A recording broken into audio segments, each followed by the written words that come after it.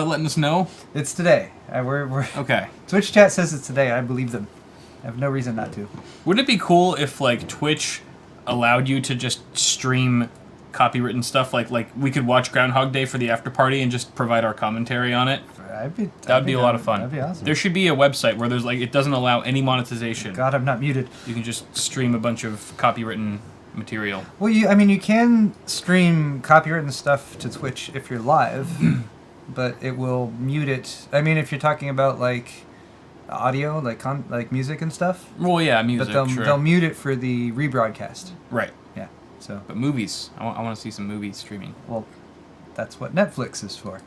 No. Amazon. Okay, never mind. But I want it to be free. I want it to be I want to be able to broadcast it to our viewers with us in the room, so it's like we're all watching the movie together. Oh, I've seen Groundhog Day a couple times, but I'd like to see it with all of you guys as well, and with you, Paul. It would. While we're all streaming and chatting about Bill Murray being. What if we did awesome. that, and then we woke up the next day, and then we watched Groundhog Day again? Oh my God! And then every day, Groundhog. we had to wake up and watch Groundhog Day. That wouldn't be too bad, actually. Good. Anyway. All right, we should start the show. Hey, everyone, and welcome to Awesome Hardware. This is a show. It's about technology. We drink some beers. We have a good time. Every Tuesday, we do this live show. We stream it to twitch.tv/awesomehardware, and we also stream it to our YouTube channels. Right now, we're streaming to my channel, which is Paul's Hardware. We will be doing a second half of this show in about an hour. Once we've done with the first half, that will be on Kyle's channel, which is Awesome Sauce Network. True. Thanks to all of you who are joining us live. We really appreciate you guys being here. Yep. We have started to do a little bit of drinking. We're going to continue that. Right now, we're drinking Ballast Point Victory at Sea. Victory at Sea. By Ballast Point. Quite delicious. Kyle really likes their IPA. I'm not as much of an IPA guy, but this is pretty good. This is called good. It's Victory at Sea. There's a skeleton pirate with the skeleton parrot. I just picked the scariest looking label when I was at the. No, I've actually had it before. It's really good. It's a coffee porter with some vanilla. With vanilla, yeah. With a spice of vanilla. But what's up, guys in chat? All the regulars in here. Manic Geek, thanks for joining, as well as Joker. We've got Joker, who's graced us with his presence. How's it going, man? But it's good to have you guys all here on board for episode 49. You know, next week's going to be episode 50. Oh, it is. That's a big deal, right? 50 is kind of a big deal. Does that mean we have to like do something? I think we gotta bring back the baby oil. I think that's the episode we're finally gonna actually just lather each other in baby oil. It's the big 5-0. It had to happen sooner or later, eventually.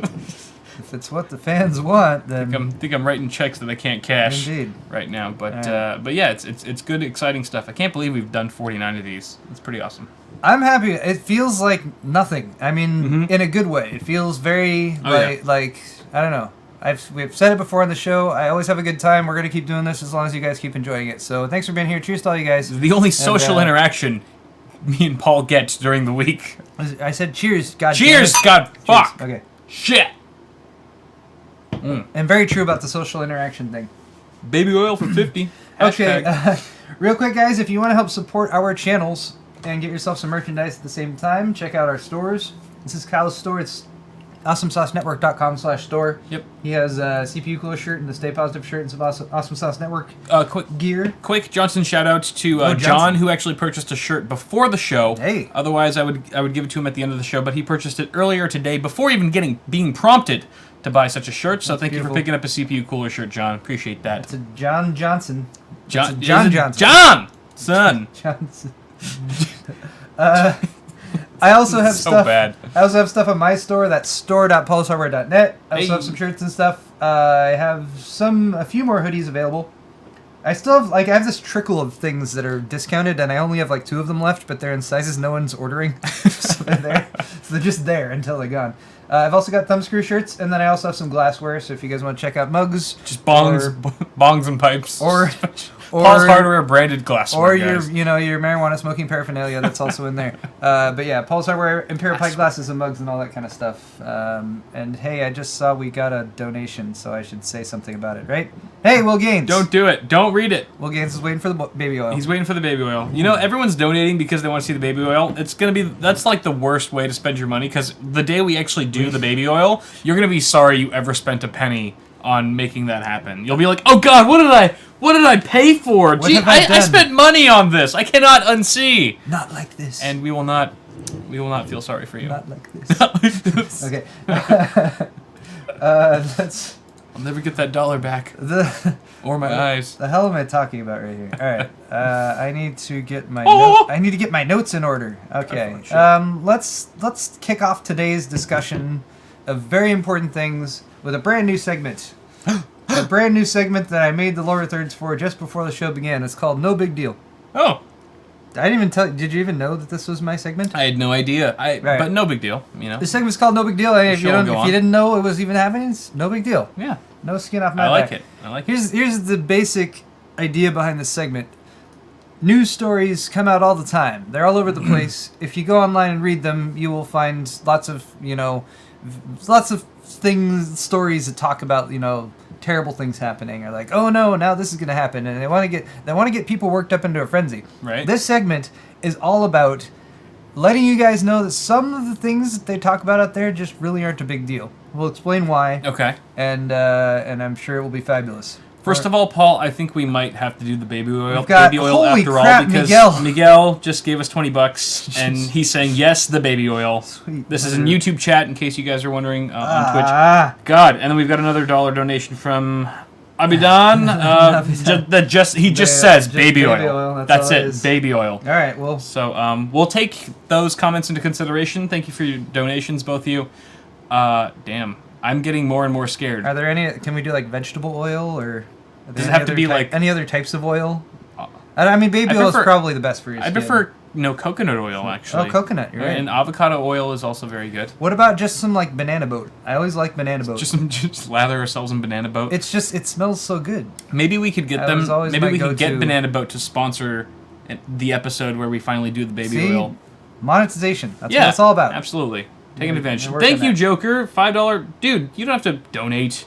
Oh, Joker. Stop it, Joker. Just stop.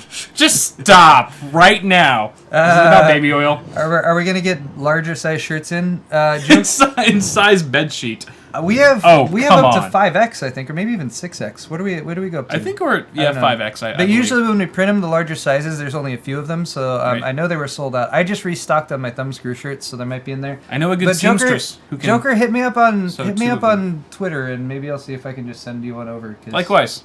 Likewise. Because we're YouTube creators and that kind of thing. We're like born in the same blood. Anyway, I want to talk a little bit about 3D printing fumes. Did you guys know that 3D printing fumes might be killing you in your sleep? Of course they are. Something like that. Everything's killing you constantly. This is an article from Hackaday. It's some new research shedding light on 3D printing fumes. Look at this chart they have right here. It's a very important chart to have. I'll give you guys a closer look at that.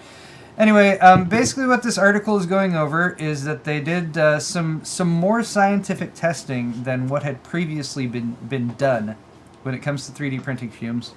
All right, go ahead. Get my bottle opener. And they've discovered, thankfully, that it's no big deal. No big deal, really? For the most part, no big deal. Okay. Well, I thought I was gonna go one of two ways. Well, the title of the segment maybe gave it away. Anyway, they're talking about different filaments that you might use, whether you're talking about ABS, other filaments, I don't know what is involved there, as well as PLA filaments. ABS and PLA are the most common. Probably ABS is by far the most common. Right. And they did a bit more scientific tests on this, not just looking at the materials that are used in the 3D printing, but also looking at the particle emissions, chemical and particle emissions coming out of the hot end of the printer. Yes. Because when you burn something like plastic, it lets off emissions. Yeah. And there have been articles and studies on this in the past, but they've varied widely in what they recommend. Some of them have said you better wear like a hazmat suit. This is from the article, by the way. Others have said like, don't worry, just like do whatever the hell you want. Anyway, they examined a variety of different materials and different printers, measured both chemical emissions and ultrafine particles, or UFP, which can be hazardous, even when the material itself is not.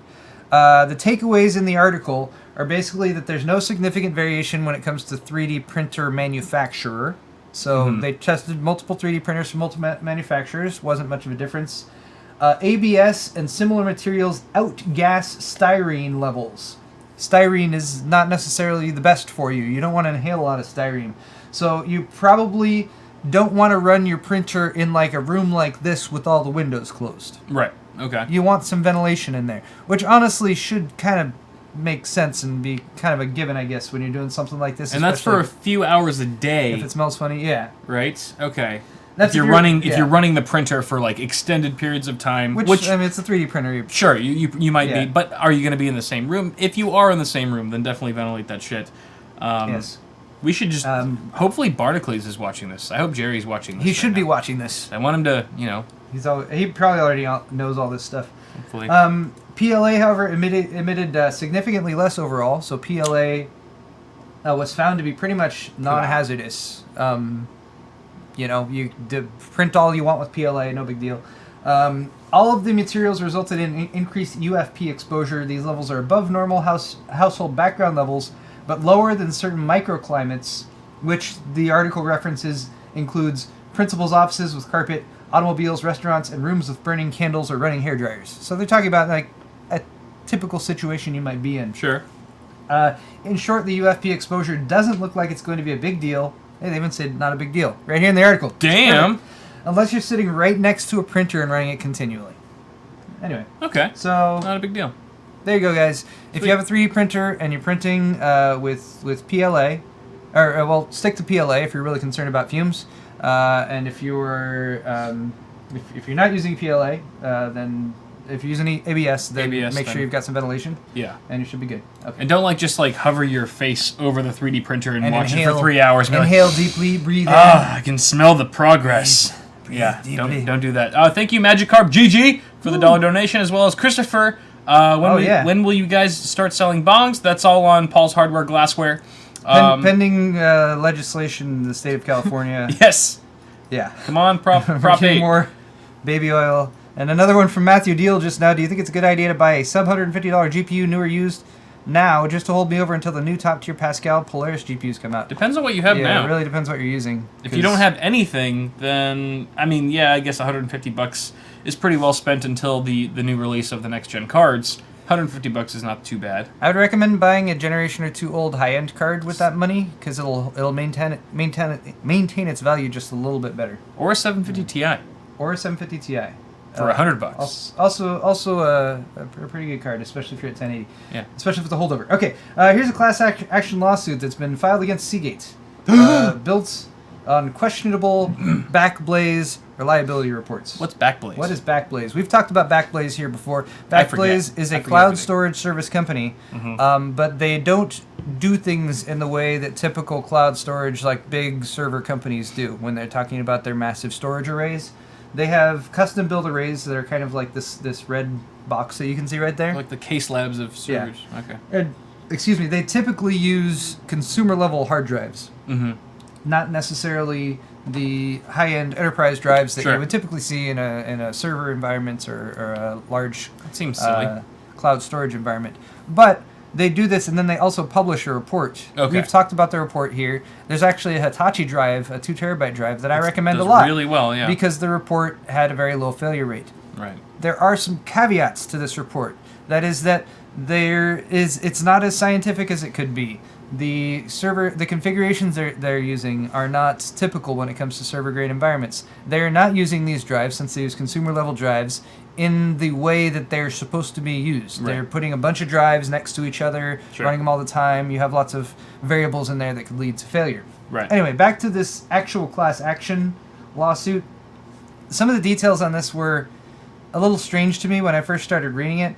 Class action lawsuits, I mean, I don't know. I guess they can do good in certain situations, but this one's being filed by a law firm called Hagens Berman.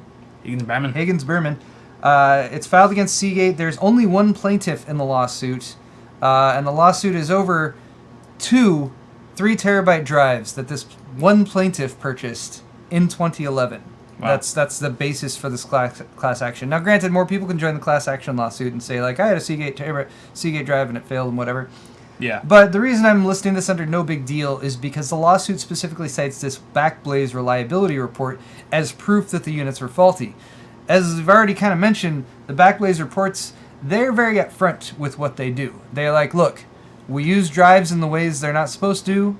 We don't have a massive cloud storage array, so we don't have like the quantity, the sample size that you would want to give to do something more reliable. All they're saying is here's how we use the drives, here's all the drives we've used, here's how many of them have failed, here's how many of them are still working, Right. and they publish that report once a year. We've Sure. talked about it before. I find it interesting, but again, there's science that would typically go on behind something larger that you were looking at like this. Sure. And I find that the fact that there's only one plaintiff in this report, or in this lawsuit, Yeah. and the fact that it cites the Backblaze report, seemingly without a very good understanding of how that report even works. Right. Isn't that legit to me? So Trying anyway. to seek some dough, I think, is what this is. Yeah, so if you saw stuff about a Seagate class action lawsuit, and you yourself were like, I had a Seagate drive fail, I want to join this lawsuit. I don't know, you could, but I think it's kind of stupid, personally. Yeah. I don't think it's a big deal. I do too. That's the segment. It's not a big deal. Okay. But did we? I don't think we administered the straw poll yet, right? Oh, there's a straw poll. So Kyle I'm made a straw going to poll. go ahead and put this in chat. Wait, message not sent. Remove any. Oh, I can't do it on yours. So you have to do. I'm covering Twitch. I got Twitch, but go ahead and Twitch? answer. I actually created this straw poll because I'm curious to know. We're both curious to know if a Seagate hard drive has ever failed on one of you guys prematurely. Now, if you had a Seagate drive for like 5-10 years or something like that, and then it failed, well, pretty much any manufactured drive is subject to failure. Yeah. So what we're talking about here is did it like fail like really early on? Maybe before the warranty was up or something like that, or within the first year, the first 2 years even, is pretty sketchy. So let us know from that poll, and we'll take a look at your results to see if there's any validity behind this report, which I Indeed. think there is, but we'll take a look at the numbers later. We'll come back to that in just a moment.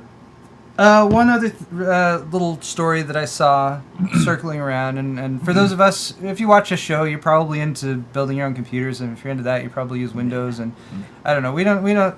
I guess we do a little bit of like the Apple versus PC thing or that kind of thing here, or Apple versus Android, like a little bit, but I don't Not like. really a I don't fair like. fight. I don't like to. Yeah, I don't like to dwell on that too much, but Sure. this was a story that popped up. Because there's really no contest, right? Am I right? Of course, Kyle. What's the point? Apple sucks. Oh. But this is a report that Google, with their newer Nexus phones, might be taking more of an Apple-like, quote-unquote, approach to the Nexus lineup. The Nexus phone... You have a Nexus phone, right? Or no? No, I've got a Samsung Galaxy S6. But you had a Nexus tablet, right? Yes, Nexus 7. Okay. Yes, I do. I have a Nexus 6. I like Phone. it. Yeah. I like it because it's my first experience with a Nexus device and having that vanilla Android experience. Yeah. With none of the extra crap added on there. Yep. And then also that I get all the updates whenever they come out. So Right. I'm a fan of the Android phones, and I would not want significant changes to be made to the Android phones as far as the production cycle goes or whatever. Doesn't seem like it's going that way, though. In the past, Google has partnered with OEMs to produce the phones, OEM manufacturers. Yeah. They've worked with Samsung, Motorola, HTC, LG, and Huawei in the past. Google CEO Sundar Pichai, I'm sorry if I mispronounced that, Sundar? Are you apologizing to Sundar Pichai. himself? I assume he watches the show. I was going to say. Anyway, he We has, know you're he has watching, signaled Sundar. to colleagues and outsiders that the company is planning on taking more control over the Nexus line, from hardware to software. So if you're a big time Android fan, and especially for like the Nexus devices, hearing that they're going to be made more like Apple devices might seem like a big deal to you, but it's not. It's not a big deal. I'm really hammering. This is going to be the most popular segment ever. Okay. What Google is planning to do is first off do away with OEM partners. They will handle the manufacturing themselves, which they have done recently, not with smartphones, but with the Chromebook Pixel and the Pixel C tablet. Google manufactured those, and they were well received, as far as I know. I should have looked up some reviews on that to see if anyone hated them. But from what I understand, I didn't hear any massive hate on those. Sure. They had potential, at the very least. Yeah. This report states that this would strengthen Android's brand overall in order to capture more share in the high-end market, which is an area where Apple dominates. But there's no questioning that. I see this as possibly a step towards the sort of homogenization of the Android operating system. And that's something that Google's talked about in the past as well. Android is too fragmented. There's too many versions of it. There's too many old Android devices running old Android software that are security vulnerable or that apps don't work with or something like that. Sure. And Google has talked about this for a while, wanting to sort of bring all of the Android devices together to centralize the OS that runs on them. I have no idea if they've made any steps forward in doing that, because when you have so many different manufacturers creating devices based on the OS, it's confusing. There's a lot of variables to deal with. Too much is open to interpretation. Yeah.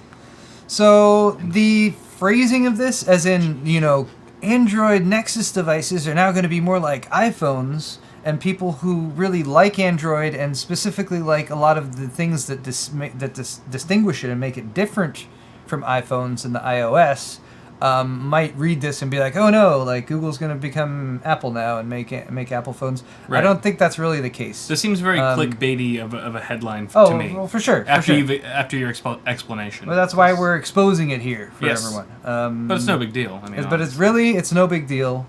I, for one, would like to see more consolidation of Android versions.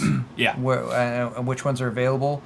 I don't like when I grab somebody's Android phone that has like a Samsung skin on it. I pick it up like, I don't know, how does this work? Or HTC Sense or something like that. Because it's got a weird UI over it that doesn't do the things that you sort of naturally feel should be done. Right. I actually think that it would be good for Google to lock down the OS a little bit more and to create a more unified user experience. I think that would be good for them. And if doing this with the Nexus devices is kind of step one towards that, then sure, hey, that might work. Yeah. Anyway. Granted, you have to consider also that one of the perks of Android is that you can kind of create like completely new skins, or you can download new skins for it and kind of customize it to make it your own. So even if you are all running vanilla Android at some point, there's still that open source mentality where you can go into the Google Play Store and download like a whole new skin for it, something that you can't really do with an iPhone currently. But I do agree that there are certain things just on a very, very basic level.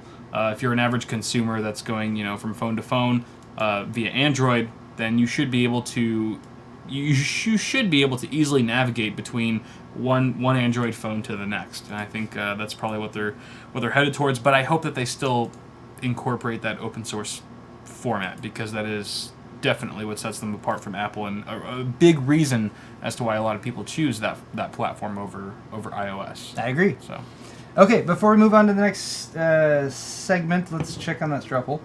Yes. Since I got it right here. Seagate. Has Seagate failed you in the past? No, this is the wrong one. That is not it. You totally gave our future straw poll away. Screwed that all up. Why do you have more than one embedded straw poll in your news? No, because I originally made it and then you stole it from me. You're right. You stole it. It's completely my fault. I have no one to blame. All right. There we go. Seagate has a Seagate hard drive. I'm really curious about this too. Let's see. Nope, still going. Most people say still going strong. Never owned a used Seagate or used a Seagate drive long enough to say. Interesting. Yes, at least once. We have 24 people saying that. Yes, I've had multiple Seagate drives fail on me. Still a fairly large percentage of people with a failed drive, but we're talking to our audience, and I feel like we have a lot of power users out there. And honestly, I've had Seagate drives fail before, but I've had lots of different Seagate drives. Yeah. I've only ever had one Seagate Barracuda in my life. It was a Barracuda. Yep.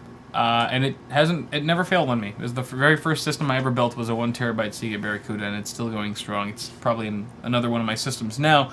But this kind of goes back to what you were saying earlier. How what is it, Backblaze is testing these drives in such a way that is not representative of like a typical use case scenario, where they're like driving them 24/7, things like that. Driving them, no pun intended. But that could be kind of why we're seeing an inconsistency with our straw poll results here today versus what this whole class lawsuit is about, really. Because when you're using it just as a regular drive, the way it's intended to be, maybe it's probably a little bit more reliable than if you were to use it as an enterprise drive. I mean, I would be interested to see how, a WD green drive stacks up in a 24/7 server environment. Green drives are actually notorious for failing when they're placed in NASes. Right. And, you take a drive that's not meant for that type of usage, a drive that's meant to be used 4 to 6 hours a day, and you put it in 24/7... use, then it's going to fail. Right. Okay. Wait. Sorry, we just had... We had something. Abidans asks, should I get a second M.2 Samsung 250 gig and put it in RAID for my boot drive? My motherboard is a Gigabyte Gaming 7. I would say no. No. That was a unanimous no from both. Because you're getting just about as snappy as you can with that as your boot drive with a single one. Adding a second is going to add more. It will be like a tiny little bit faster, but not from perception. Noticeable. But if you're not using it for like heavy read write I/O stuff, it's the amount of like speed it's going to give you versus adding that drive as another potential failure point in RAID 0. I wouldn't recommend it. Yeah, I'd add another one and just keep it as another drive and put games on it and stuff like that. Stuff that, William Johnson, thank you for your $1 donation. He's asking best GPU for 21 by 9 1080p. Those are two different resolutions, but 21 by 9 with the 1080 vertical is what he means. Yeah. So you're looking at something between 1080 and 1440 at that resolution, I believe. Best GPU, GTX 970. Yeah, probably 970 or above. Maybe R9 390. Maybe a 390, 380, 380X on the AMD side if you're looking that direction. But yeah, sure, probably good with that. Okay, let's move on. We're already taking too much time. What do we have next? What's next? Next is Sword Fight. Sword Fight. Okay. Sword Fight is a segment where I bring up a subject. Usually it's controversial. Kyle and I will take a straw poll, and we'll each choose opposing sides, and we argue it against each other, and we sway your opinions greatly by the power of our persuasion. You said usually it's controversial, but it's always controversial, really. It's always controversial. Because if it wasn't, it'd be like, apples, are they healthy? Are apples healthy? Should you eat apples? Now, that's not to say that they kill you? Every question we try to answer here is a serious one, but I believe this first one is and deserves some attention and analysis. All right, so analysis. You guys are on the internet, so you probably saw a bit of the stuff about the Fine Brothers this past week. Yep. Fine Brothers, they have a big old YouTube channel. They make reaction videos. They have something in the way of 14 million subscribers, although more recently, past day or two, it's down to 13.5. Did they lose that many? They lost, I don't know. I didn't look that close. They lost 1 million subscribers? No, they're down a good 300,000-400,000 though. Wow. Which is... That's still a shit ton. One of our channels. Yeah, right. Just gone in a day or two. Anyway, so if you guys aren't familiar with this, basically the Fine Brothers, they've already put some trademarks on some of the subject matter that they deal with on their channel. They already have trademarks on Teens React and Elders React. They do reaction videos. They show, they show a bunch of, current teenagers. Kids react to gay marriage or some shit like that. They show them a bunch of old 8-bit Nintendo games and have them play them and show the reaction and stuff like that. Elders react to PewDiePie. Yeah, they're not... Anything, whatever. They're not completely worthless videos. They're done better than... They're entertaining. They're done better than some of the other reaction videos that are on the internet. Oh, I shared... After the ones that you fucking showed me. Holy shit. I shared... Those are abysmal. I shared Jinx with Kyle earlier today. Don't introduce them. Then they're going to look it up and waste minutes. I shouldn't even have said that. Minutes of their life on this. Anyway, there's channels out there that I wasn't even really that aware of who just spend like 2 hours a day watching other videos and like showing video of themselves watching that video and then like saying a few things about it. And they seem very just like, easy to do first off and stupid. Pointless. And completely pointless. And they're very much, a lot of the time they're basically taking other people's content and playing back the whole thing. There's something called fair use, and you can do it in certain situations and all that stuff. But anyway, we're getting a little bit off topic. This is supposed to be... What is this? Sword Fight. This is Sword Fight? Yes. And I have to pee. Really? Very soon. Didn't you go right before the show? I did. My bladder is like yay big. Smaller than your penis. So after the Fine Brothers came out with this last week, and they're basically, hey, we're going to do this new thing called React World. They put out... they tried to trademark the word React...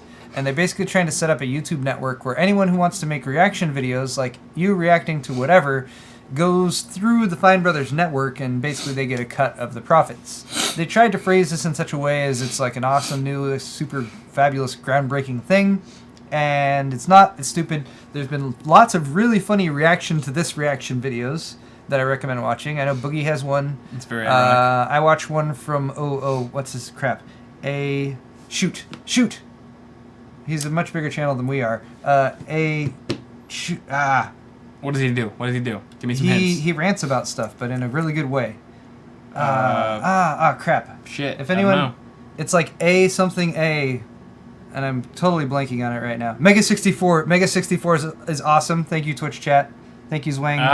1337. Yeah. If anyone remembers the A, crap, what's that guy's freaking channel? Grade A under A. Yes, Spider Fan. Thank you so much. Grade A under A. Fabulous channel. He's the kind of guy who can just sit there and rant about something, and it's absolutely funny. Anyway, check that out too. But let's get back to what we're talking about here, which is a straw poll where Kyle and I are going to argue this. Should the Fine brothers have stuck with their original plan or with the right to back off and rescind their trademarks? What they've done, what they've said in this recent article is basically all the stuff that they did over the past week and say in the past as well, because they've rolled back some other stuff too. They're like, whoa, everybody hates us now. Our YouTube subscriber count is plummeting, and there's a bunch of really negative content on the internet specifically about the Fine Brothers. If you never heard about the Fine Brothers right now, maybe you've heard of them and now it's negative. So they basically came out and were like, you know what? All that stuff we said we're going to do, we're not going to do it. They said, we've heard the people's response. We're going to roll back our existing trademarks that they already have on Elders React and Teens React. So they did a total 180. They completely flipped around and done a 180. This is in the past 24 or 48 hours. Right. Let me give you guys a straw poll link here so you can also... Everyone's like, the link! I need the link! Give me the link, pal! Wait, I need to grab it for... This is the internet! I want it now! I don't know why they all sound like Hitler. It's really weird why they all sound that way. German accents. I'm just impersonating them the way just that because someone has a German accent doesn't mean they sound like Hitler. But when they have that inflection... Right. That's true. Do it now! It's sort of piercing. Yeah. Yeah. Commandeering. And Mike the Manic Geek says, thanks for not saying they did a 360. Like when something's revolutionary. Right. Something's revolutionary, it means you turned all the way around back to where you were again. Okay. They did a 480. Like, they did a 180 first, and then they were like, no, we're going back, and then they went back again. You know, it's very complex. They did a 480. Or they do a 1080. We can go all... I want to start throwing out like snowboarding terms, but I don't really know them. It's like a 720 inverted tricky dark side. A tricky backside flip. Dark side skateboarding. Dark side. Okay, never mind. Okay. This is shows you how much it's not we Hitler, know. it's Schwarzenegger. Alright, so back to the question here. Should they have stuck with what they said they were going to do and gone through with it? Or does it look worse that they're backing off and that be like, hey, we're changing course now? Kyle, we got to choose one way or the other here. We need to make it quick. We're already going long. Okay. Right. What do we... okay, they... What are you talking about? The fuck did you just say? You want me to go first? Sure. You know... Backing off and changing their plans was the only way to stop the bleeding. Okay. I will say this based on my own personal experience. Like, you know, we're YouTubers, right? I know it's weird to hear that, but you and I, we are YouTubers. We cater to a widespread online audience. It's weird. They're sexy, too. Sexy audience. A lot of the times, the audience will let you know. Actually, honestly, all the time, the audience will let you know whether you're... Snappy dressers. Whether you're snappy dressers or you need to change that. Perfect example. Like, talk about our audience. I'm trying to flatter them. Well, yeah, but this is a good metaphor that you could use, right? Sometimes your audience is like, hey, I really love the shirt you're wearing, and, you know, where can I get that? And you know you're on the right track. Like, my fashion sense is totally appealing to my audience right now, and I'm going to stick to that. But sometimes they're like, no, bro, that shirt you wore in last week's video, fucking burn it to the ground or I'm unsubbing. Because that's a real reason to unsubscribe to someone, is based on the shirt they're wearing.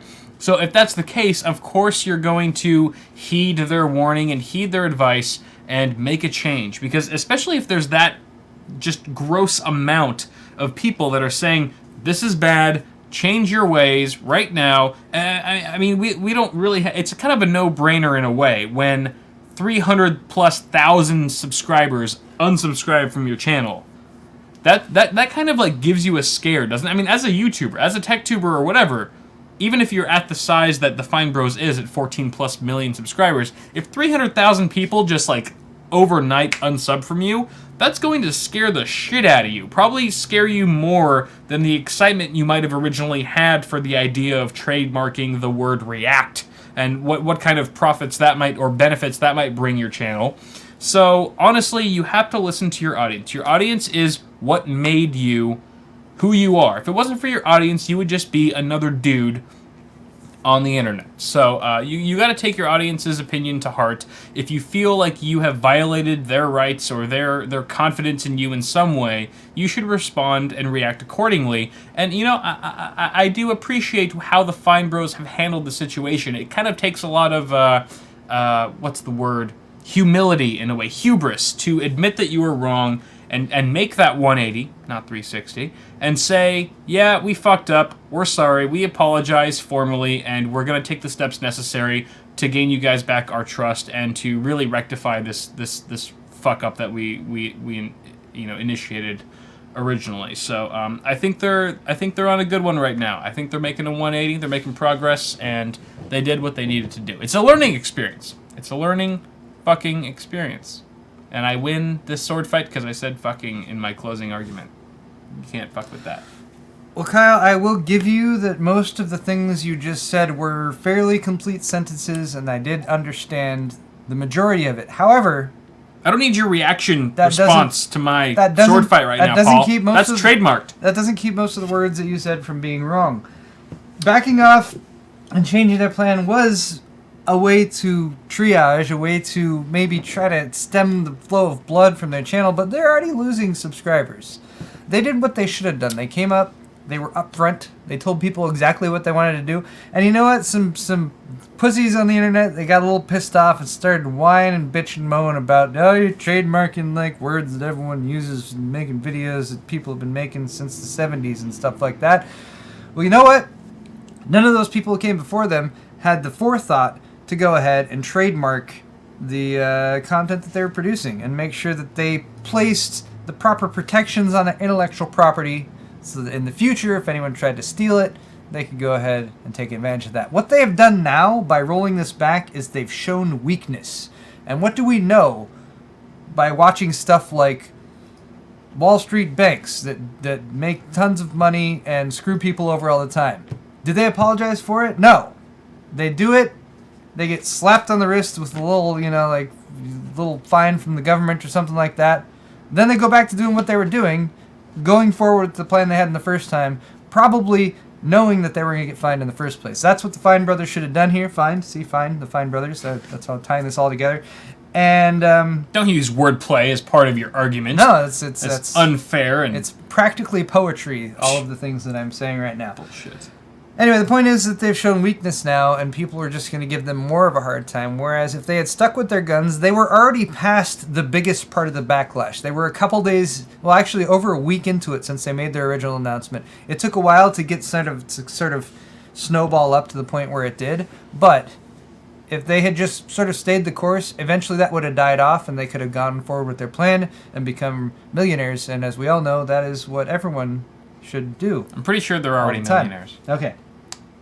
Let's let's see what you guys had to say about this. They agree with me. Should they backing off and changing the plan was the only way to stop the bleeding? Oh, wow. 83. That's fucking unanimous. I got beat down right there. Hey. But hey, all right. So it seems like most of you guys are happy that they have rolled back their ideas and stuff. But you know what? I bet most of you who voted there also think that they're douchebags. Yeah. As a result of this. Oh yeah. I kind of do. You can't change the tiger stripes.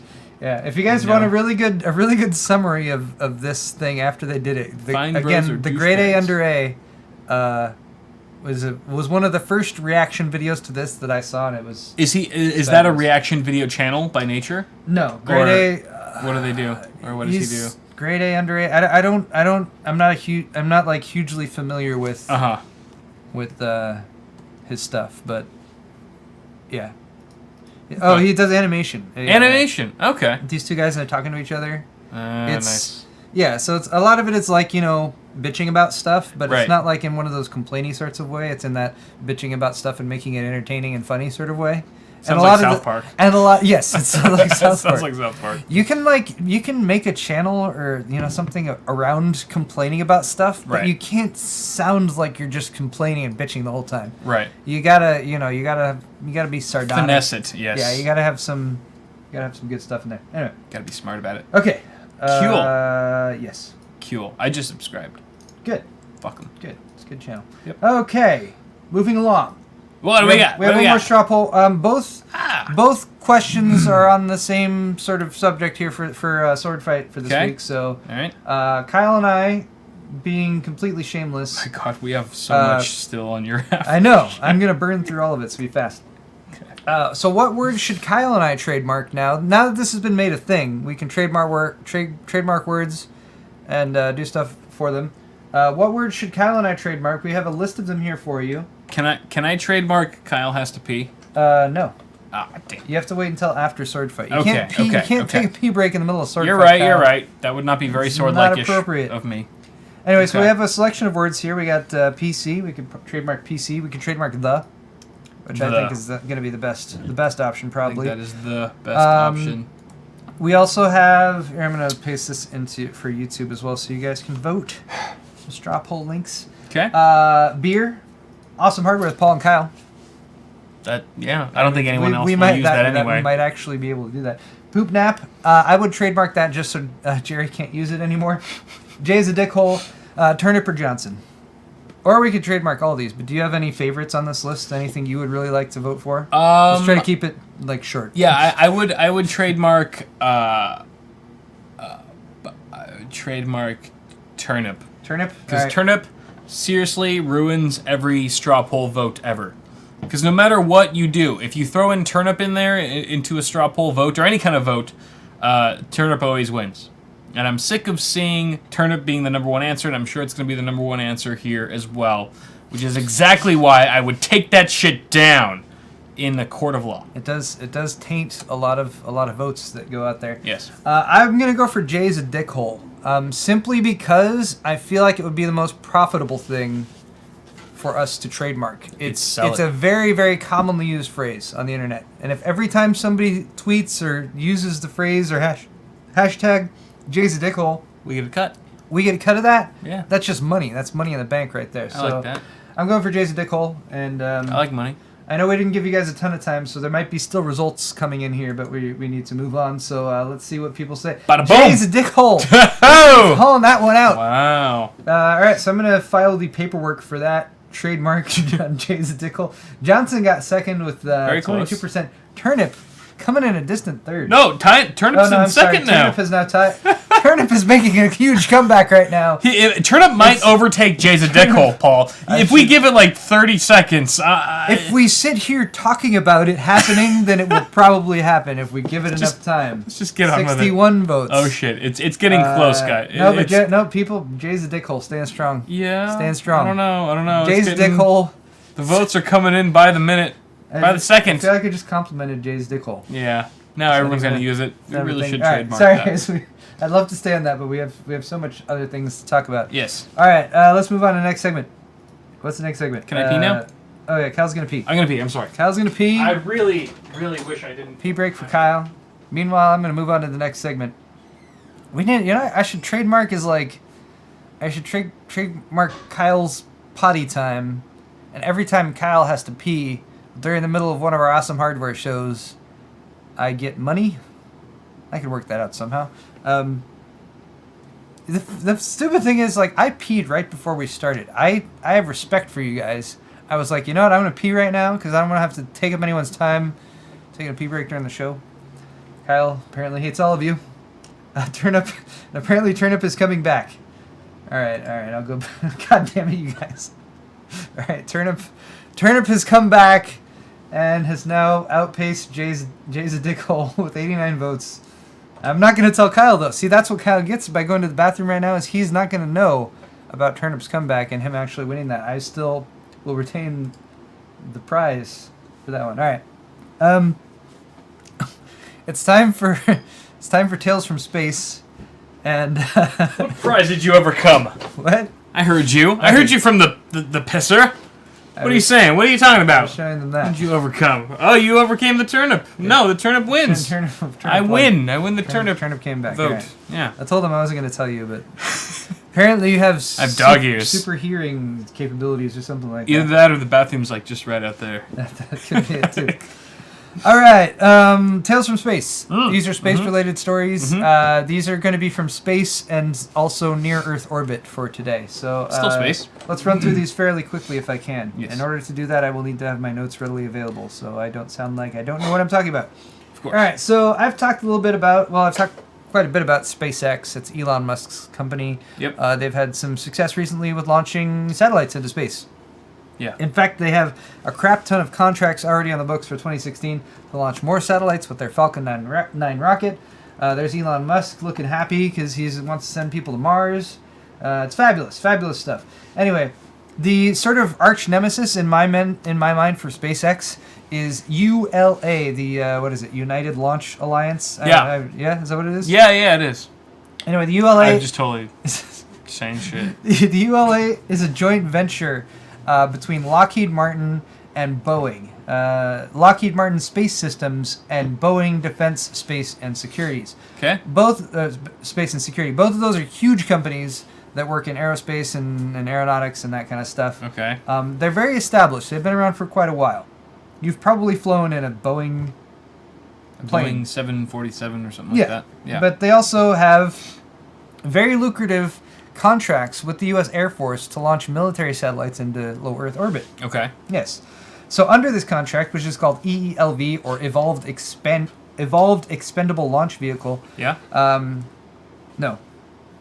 It's called This is an acronym within an acronym. The EELV launch capacity, which is Evolved Expendable Launch Vehicle Launch Capability contract. There's 2 L's. They've totally... Anyway. This is why they're losing this contract. But the U.S. Air Force has agreed to pay ULA $800 million per year from 2006 to 2019. And this is just to launch satellites into space. Now, in 2006, SpaceX did not exist, or if at least it was in its infancy stages. Right. So there was no competition for ULA. But now... There is. As a result of SpaceX being certified for national security launches in May 2015. Something that Elon Musk also really complained about, having a really hard time doing, possibly because of these entrenched large companies making lots of money off of government contracts, right, and not really having to do anything in the way of innovation, making things less expensive, just keeping doing what they're doing. They get paid based on how much the launch costs, right, which gives them no incentive to make things cheaper. Sure. However, now there's competition. We have SpaceX providing competition. So in November, both companies were supposed to compete for the first time to launch a U.S. Air Force GPS navigation satellite. SpaceX submitted a proposal. ULA just didn't. They just didn't even submit one. We don't need to. They're like, I don't know why they didn't. Or they didn't have anything. The Air Force seems kind of perplexed by this. They're like, we're paying you taxpayer dollars to do this, and you didn't even bother to submit a proposal. So, Dude, Elon Musk is on it, man. He's well, I give him credit. And if SpaceX can get a lot of these contracts, it's more money for SpaceX. And hopefully, if their goal remains pure, in that their goal is not like, let's make a bunch of money, but let's explore space, make humans a multiplanetary species and all this kind of thing. Hopefully, that will help them do more stuff. It's not going to give them a monopoly by any extent, but. Well, it's good that there's competition now. It's competition. Things will move forward a lot faster. Yes, and the quote here is, at a Senate Armed Services Committee hearing on Wednesday, Air Force Secretary Deborah Lee James said that the Air Force staff were currently investigating the repercussions of prematurely ending its contract with the launch services provider United Launch Alliance, ULA. So, Air Force, as a result of there being other options available, is looking at the possibility of prematurely ending that contract. Yeah. We'll stay on top of this and bring you guys more information probably in future episodes, or you can just read about it, It's funny because as I was getting our beers today, driving to the liquor store, I saw the car in front of me when I was stopped at a red light, had a SpaceX license plate frame. Nice. Just said SpaceX. And I want one of those. I was just waiting at any moment for the car's wheels to just shift inward and just for it to just take off into space. Yeah, just shoot up and Okay. Blow up a colony. A couple more space stories, and I'm bending the rules here a little bit because these are near space stories, but whatever, they're space-based companies. Yeah. Speaking of bending the rules, this project has the coolest ARS Technica article, by the way, here. Is it ARS Technica? Yes, that was also confirmed today. I like ours. Ars Technica But see, is ass from people in England. That's arse. This is ours. Okay. I create the English language, Paul. I determine what goes and what doesn't. You and ours. Ours. All right. You heard it from the horse's mouth. All right. So this is where did the horse come from?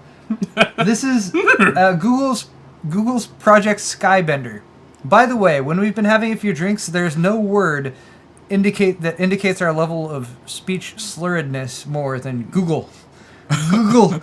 Every time I try to say freaking Google, and I've had a few drinks, everyone just Google here is just like it makes me sound like a child. Okay. Anyway, Project Skybender is a 5G internet drone program, and I think it has a really badass code name.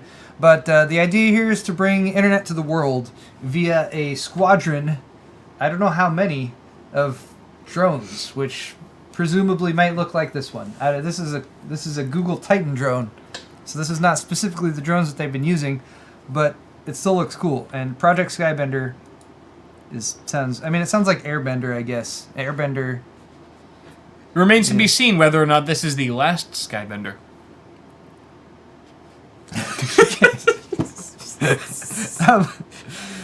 Houston, we have a problem. These plane-like drones will have millimeter wave transceivers. They could someday beam 1 gigabit per second up to 10 gigabit per second internet down to Earth. Google is currently testing these. They have drones going around the airspace of Spaceport America in New Mexico, which also happens to share a hangar with Virgin Galactic. And I just like to mention Virgin Galactic because I also think that's a cool name for a company. Like it's their first time into the galaxy. Well, because what's their plane? Their Virgin America, right? Or Virgin Airlines. It's just Virgin, yeah. But Virgin Galactic sounds so much more like, I don't know, Star Wars. It makes them feel like amateurs. Like you've never done this before.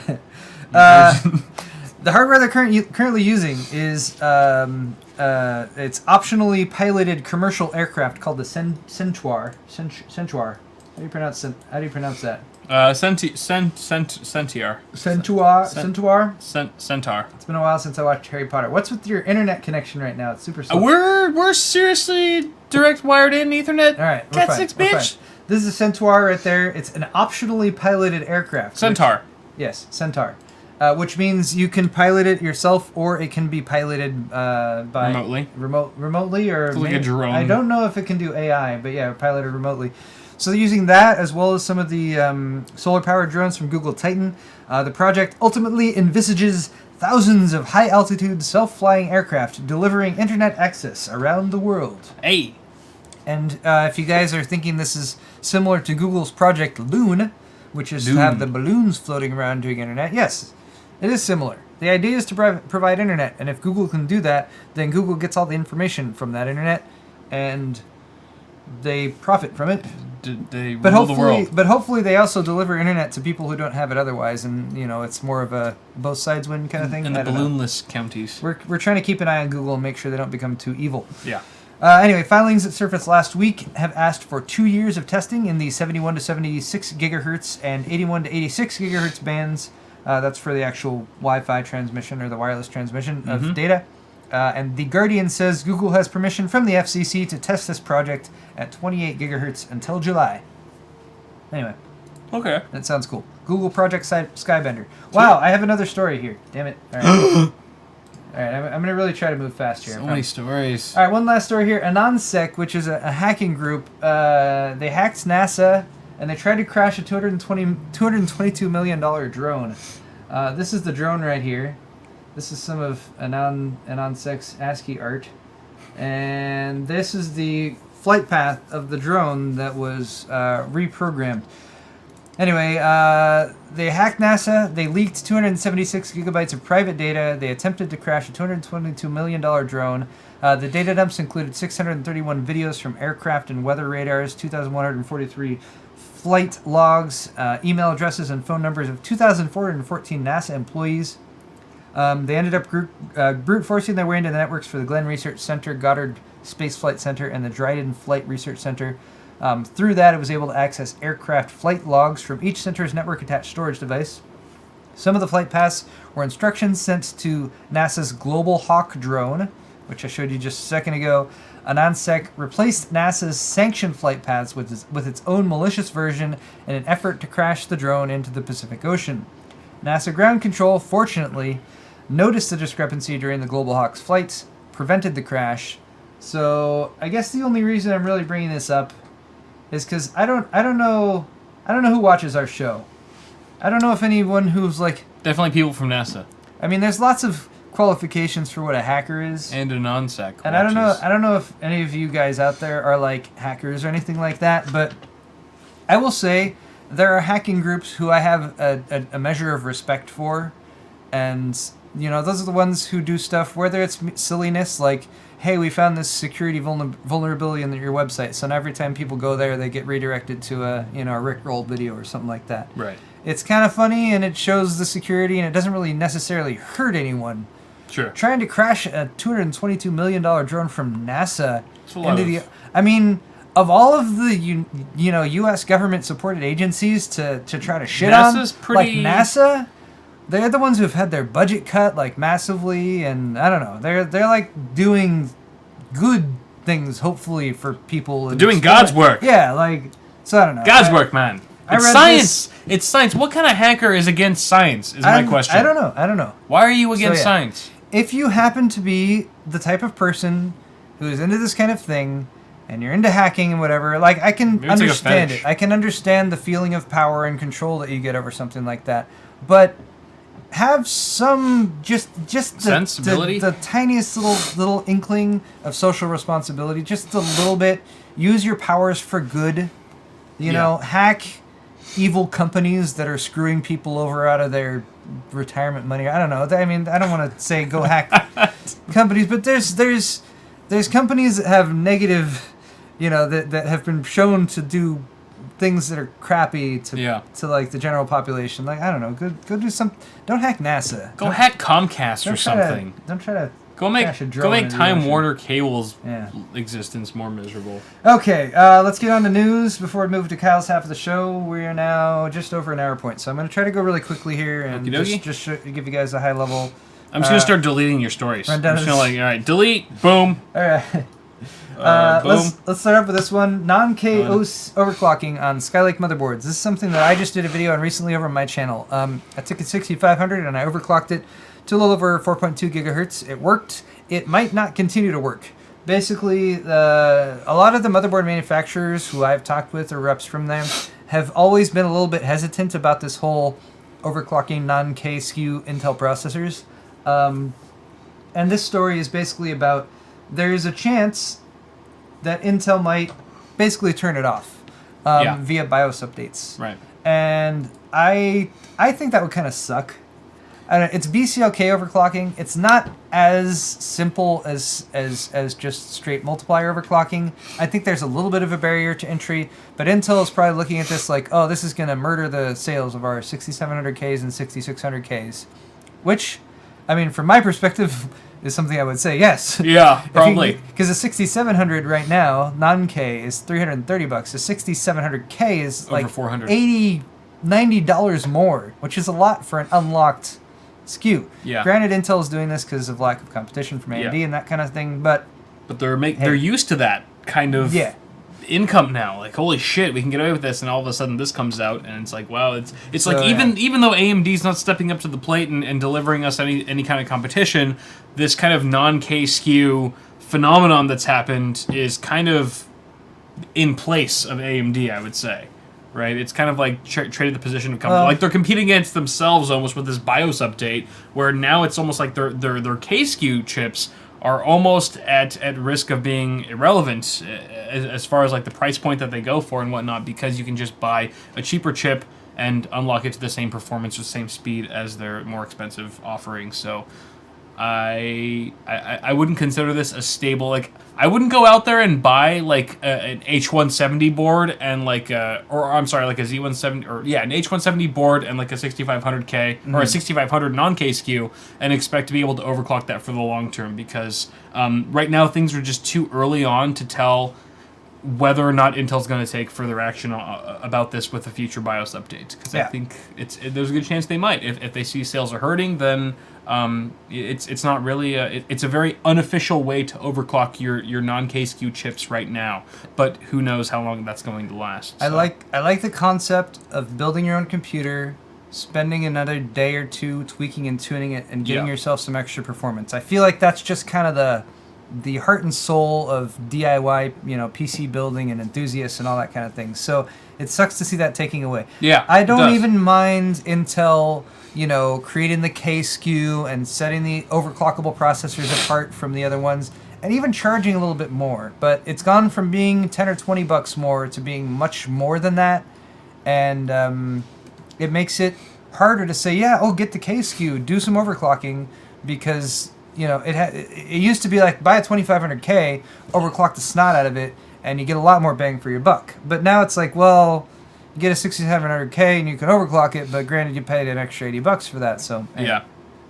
Again, this is something we'll keep our eye on and let you know. What I'm hoping is that Intel comes out with a public statement, at least just saying one way or the other. Because for now, people who are investing in the hardware and trying out these sort of niche overclocking techniques are sort of in a gray area. Right. And it would be nice to just know one way or the other if Intel's going to do it or not going to do it. Yeah. Okay.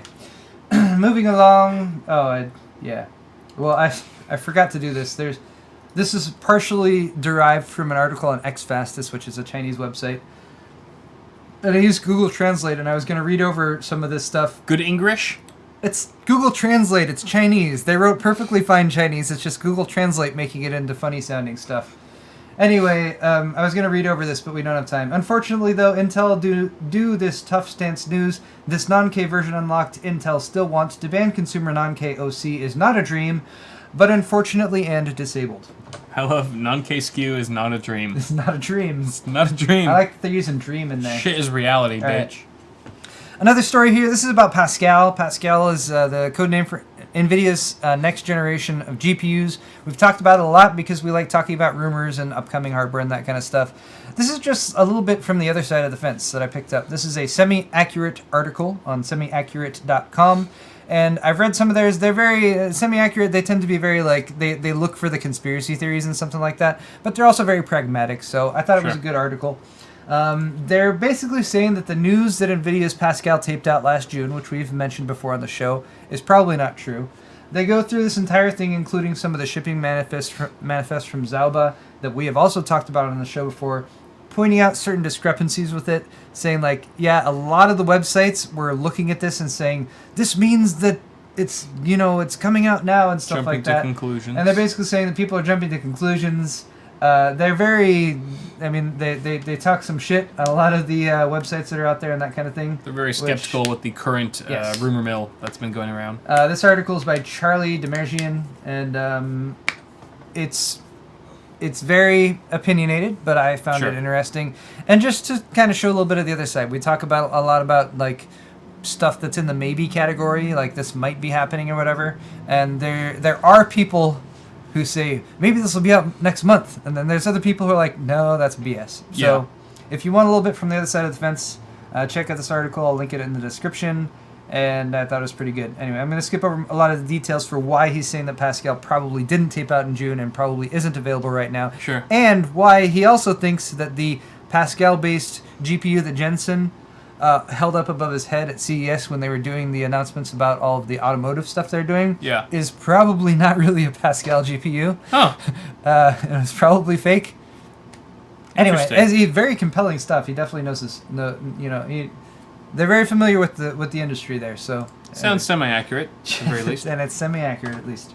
All right, moving on to a PC Perspective article from good friend Alan Malventano, who has done something that I would dearly love to do, which is that he's taken 3 Samsung 950 Pro SSDs, the M.2 ones that use NVMe and are super fast, and he put them all in RAID together on the same board, right there.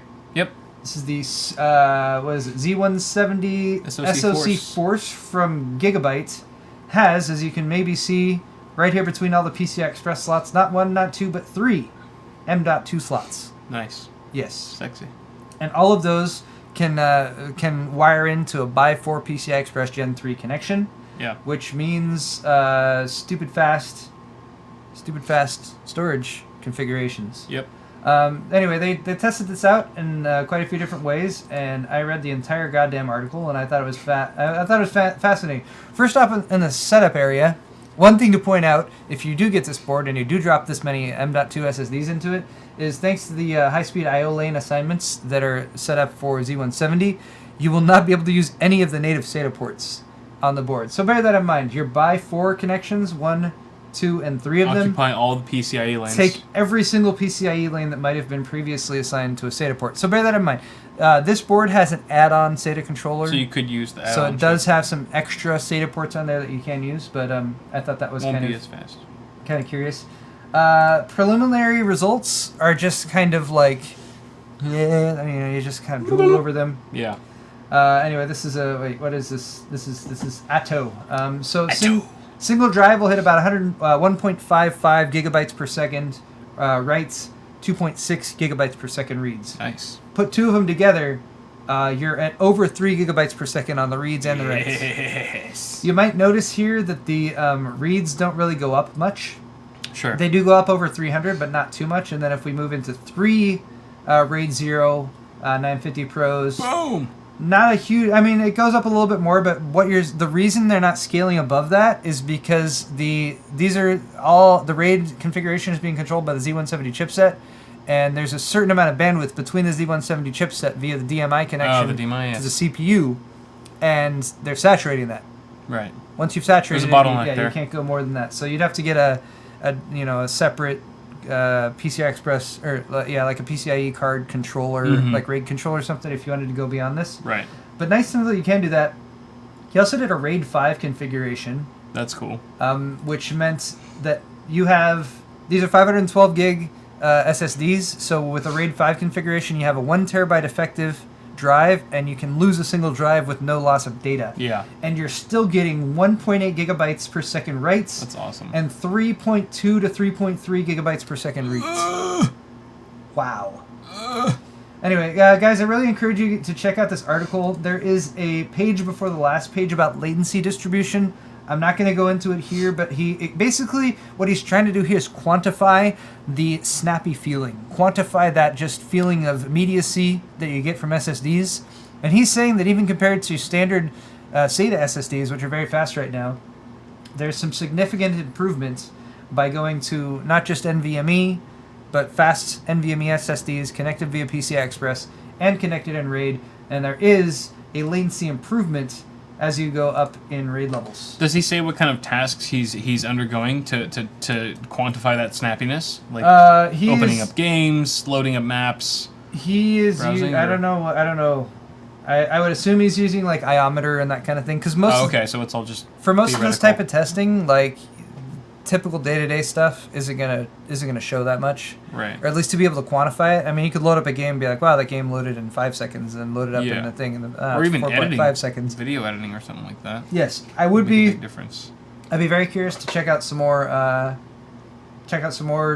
Like real world, some actual applications. I mean, these are. I think these are all synthetic tests that he runs in this article. Right. But it would be interesting to see some real world tests as well. That'd be cool. That would be cool.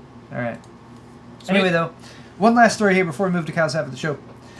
This is from the Cable Lobby. This is another ARS Technica article. Cable Lobby. And the Cable Lobby and the FCC in the U.S. are at odds once again. This time over set-top boxes and rental fees. I pulled this one up because I don't know. How many of you guys out there still pay for full-time cable, like cable TV? Nope. No, you got nothing. You're a cord cutter. Nope. Yep. Yeah, yes, I am. I haven't had cable for years. Oh, okay. Years well, that's and years. fine. There's probably a fair amount of people that still have cable. Yeah. I still have cable at home. I don't know. I have a love-hate relationship with it. But one thing that I have to pay for, well, I have a cable card with an HTPC. I still have to pay a $5 a month rental fee to Verizon Fios for that cable card. I don't think that's Bullshit. right. I don't think it's right, but I don't know how to fight it.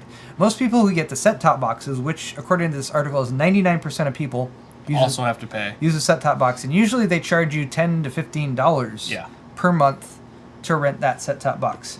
The FCC is not saying that the cable companies can't do that anymore. They're saying that the cable companies need to create a standard to replace cable card to be a software standard, which I really like. It means you don't have to pay money for freaking hardware. Yeah. And to allow third parties to create other set-top boxes. Right.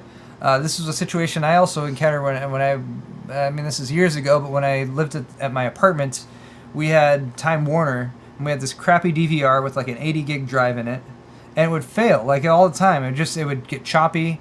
My roommate at the time, who loved watching sports, would try to record sports games, and he'd be watching it would have recorded an hour and a half of the game. Yeah. And he'd start it at the beginning and be like trying to fast forward through a commercial, and suddenly would jump to real time.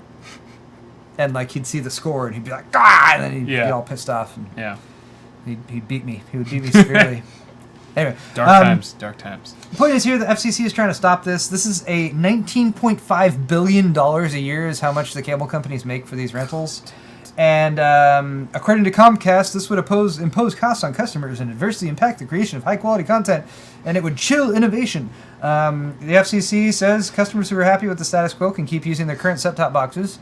However, as is often the case in monopolistic situations like this, people seeing that there are alternatives to set-top boxes that they have to pay $15 a month for and have terrible performance and not much storage and all that kind of stuff. It's completely worth it. We'll probably go with other options. So, the cable lobbying, those organizations are trying to sort of hang on to this cash cow that they have going on, but hopefully people know better. Yeah. And that's why I don't even cable, bro. Yep. I agree with you. Yeah. We have a few programs that we watch, and we got the bundle and everything like that. But yeah, at some point, probably gonna cut the cord cut completely because cable bills are expensive. Anyway, yes, they are. That's all for my half of the show, guys. But stay tuned. If you're watching live, we'll be back in just a minute or two. We'll be starting Kyle's half of the show. If you're watching this on my channel in the future, go to Awesome Sauce Network, and you can watch Kyle's half, or there's a link down in the description.